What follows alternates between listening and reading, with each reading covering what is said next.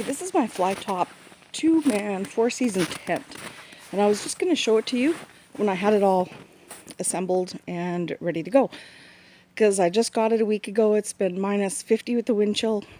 Darn you, Mother Nature, and your polar vortex. But I'm testing it in my backyard before I head out to the field, obviously. Now, I've never had a 4-season tent before, but what I want to show you is what I really like about this one that I'm surprised about. One criteria was definitely the aluminum poles, and normally I get the snap-on hook type, but this one described the mesh netting, and I had no idea what to expect. So that's it right there. Now what surprised me about this is sports material. This is not flimsy. This is really high quality, stretchy mesh. It's rolled over, seam fitted here, but what I really am impressed about that I wanted to show you before I put the fly on, look at the top. Normally you're trying to fuss with some stupid little tie at the top of the fly, just trying to get the top up. These are continuous. Look at that.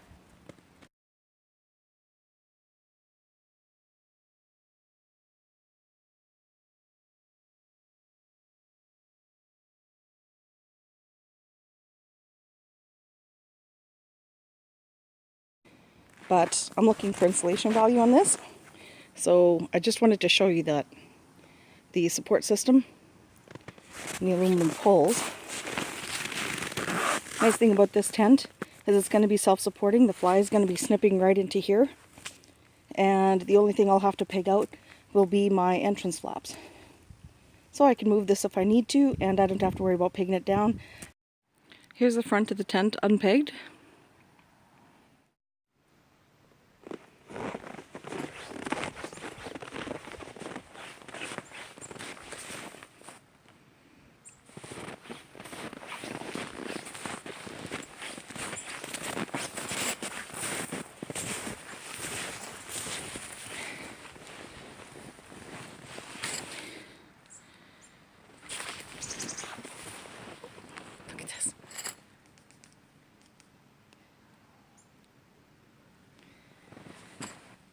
So there it is, the Flytop 2-person 4-season tent. So just to go over the stats again, the outer fly is made of 210T material, which gives it a PU 3500 millimeter polyester rating of water resistance. The inner is 190T breathable polyester, no CM mesh, and the floor is 210D PU 4000 millimeter Oxford material for water resistance and toughness, durability, etc. The poles are a 5 millimeter alloy, and the total weight when packed up is 2.6 kilograms. So about 5.5 pounds or so. The living space in it is 210 long, 150 centimeters left to right, front to back, and another 60 in the front vestibule. And height on it is about 115 centimeters, which is about 43 inches.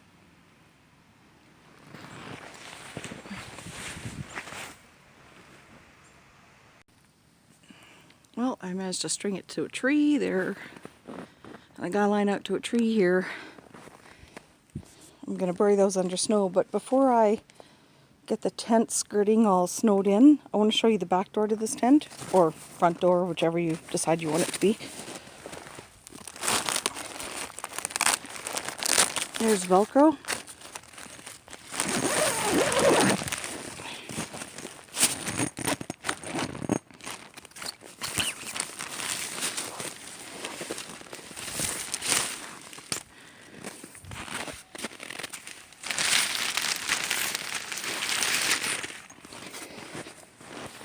Okay, so that's one side,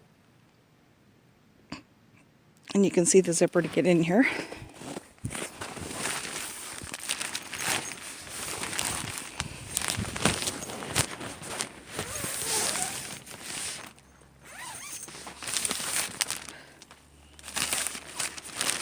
Goes all the way to the bottom. I just can't reach that far at the moment. The nice thing about this flap is when it's together, there's the bottom. It's pegged out. You have that much room between the tent, and so that gives you storage space for boots, your pack, whatever you need it to be. And again, just like on the other side, only this has a large flap opening, as you saw. Velcro.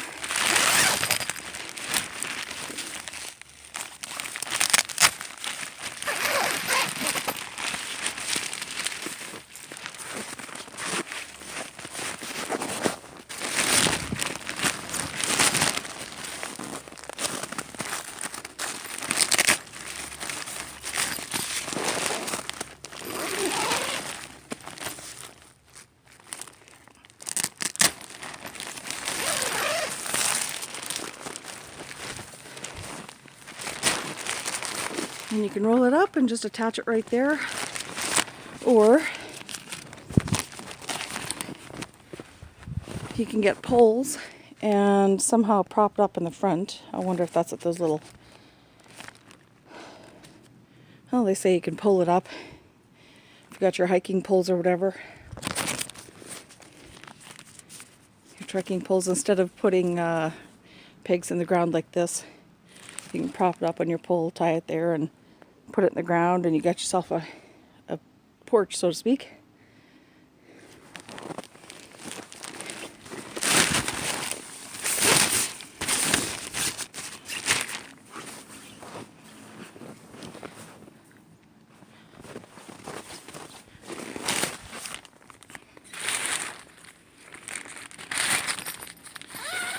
And again, removable mesh screen, so if you want more ventilation and less wall.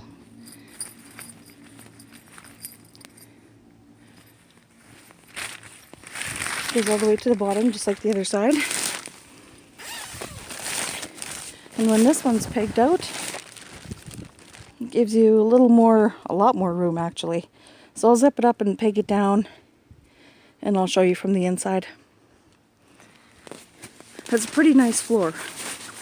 It's supposed to be a 2-man, but just like everything, divide by 2. It's probably 2 small people, or 2 people with sleeping bags, no gear. But the gear can go in the vestibule. But it's a pretty solid little floor. Talk more about it later.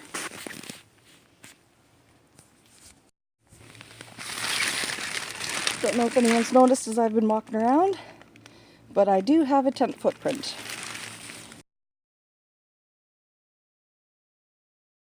And as every tent needs, a little storage pocket. I have glasses, so instead of rolling around them all night, I'll be putting mine in there.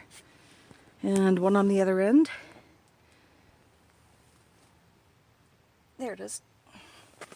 And a little hook in the rooftop, so if you want to put a little night light or something, you got one.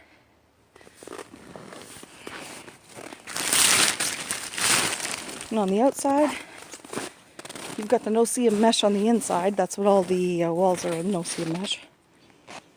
But here are your air vents, one on each side. If you want to stay warm in the winter, believe it or not, you need cross ventilation to keep the moisture out. So there's one. And another one on the other side.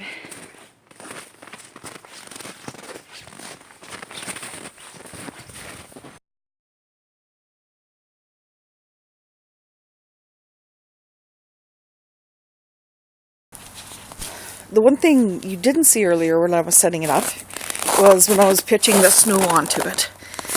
And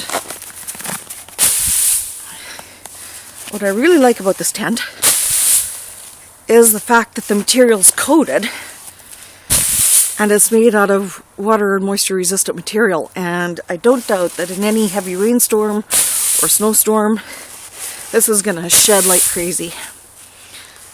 The other thing I would like about the tent is the angle.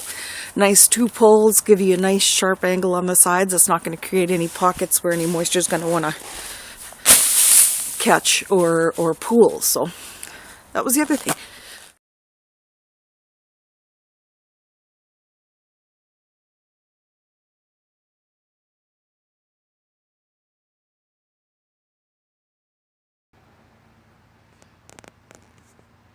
Well, I've crawled in and I actually think it's pretty kind of warm in here. I brought my reflective floor, as I usually do. I brought my climate insulated air mattress, and I got a new sleeping bag, which I'm excited to take a nap in tonight. It is a Teton Deer Hunter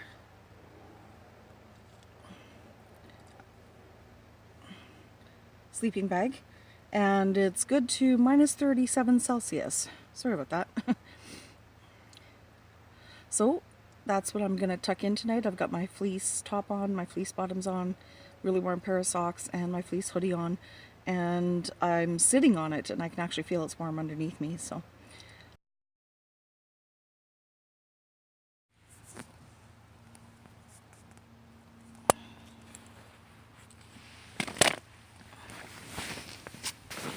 here's my reflective bottom, my insulated mat, our value of 4.2 or 4.4, and my sleeping bag. That's the other end. It fits exactly this length, and because the fly doesn't actually touch the walls because it's been pulled out with the guy lines, there shouldn't be much, if any, humidity on this side. There's nothing in here right now because I just crawled in, but we'll see how it goes, how it looks tomorrow.